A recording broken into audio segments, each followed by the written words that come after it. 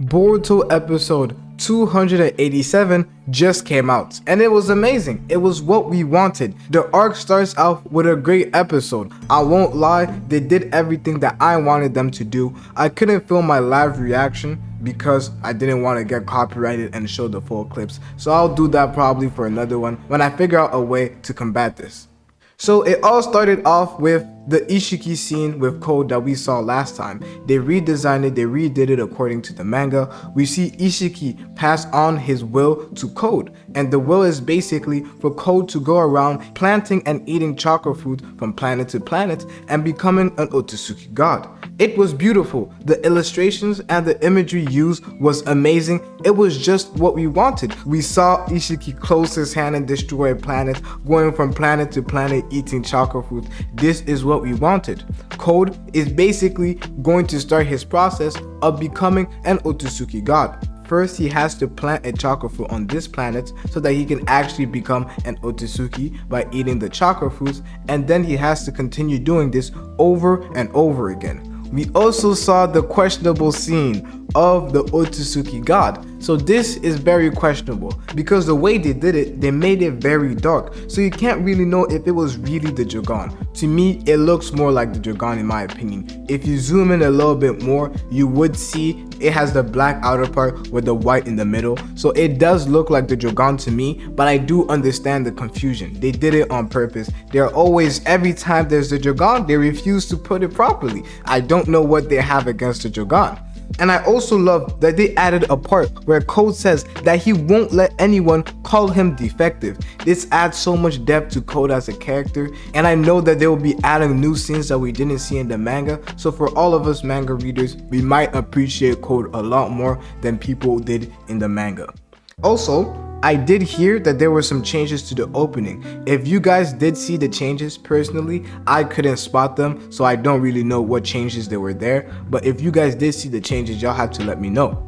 So after the opening, we basically see that the Leaf Shinobi have started to realize that there's some claw marks popping around the village and they don't know who it's from. So they call in Kawaki. Since Kawaki was in Kara before, he is the one who should know any information necessary about Kara. So Kawaki comes in, always mad. For some odd reason, Kawaki is always mad and pissed. I still don't understand. Why are you always mad? So Kawaki actually ends up telling them that the claw mark is from Code, and he is the last surviving inner member, and he shouldn't be played around with or underestimated because he's pretty powerful and is different. One thing I have to say is that the color palettes look so amazing, I won't lie. In these scenes where there's not too much movement and we're just checking around the surrounding, their environment, it just looks so amazing. This is the type of stuff I wanted. Let's hope that it is consistent throughout the arc.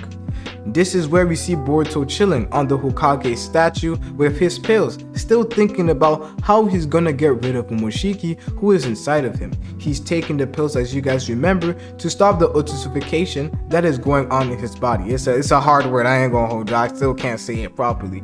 But he basically wants to stop the process of Momoshiki taking over his body, so he's taking the pills that Amato gave him. And he's still thinking. Kawaki joins in and they're discussing about his feelings about Momoshiki and how he's gonna get rid of him. Kawaki tells Boruto about Code and that they shouldn't underestimate Code because he is pretty strong. Then after they discuss Code, we actually go back to Code himself and we see a little bit of a fight that Code gets when he's trying to go into Boro's cult facilities.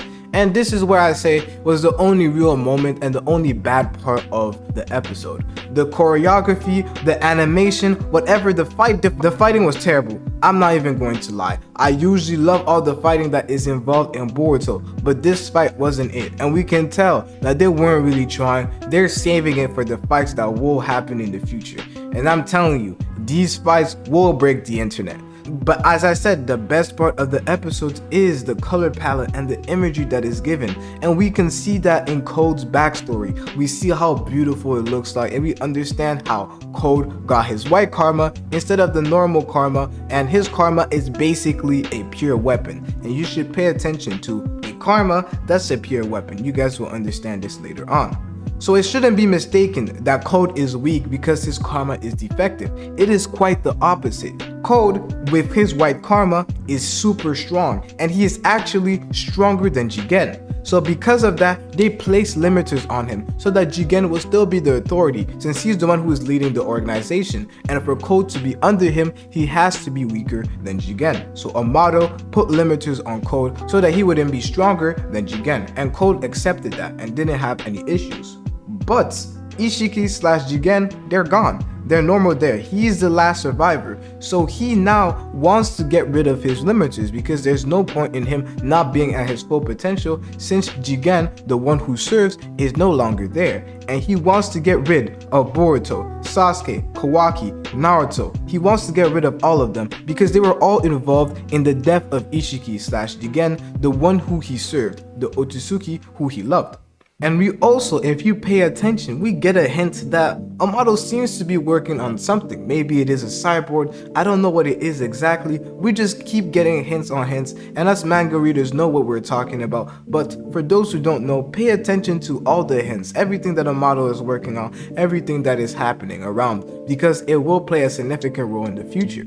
Then, after that, we see Code finally defeat the guards over there. It didn't take him much time. It was some light effort to him. We got to see how his abilities work. It was like the only bad part was the choreography. Looked a little choppy, but it's cool. Then he is on his way to go and unseal Ida.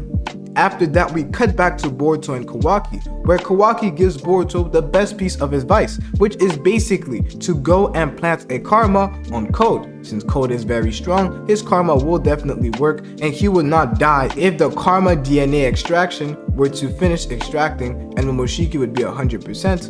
Boruto would just revive in Code and still be able to live. That's the plan that they're going to go with.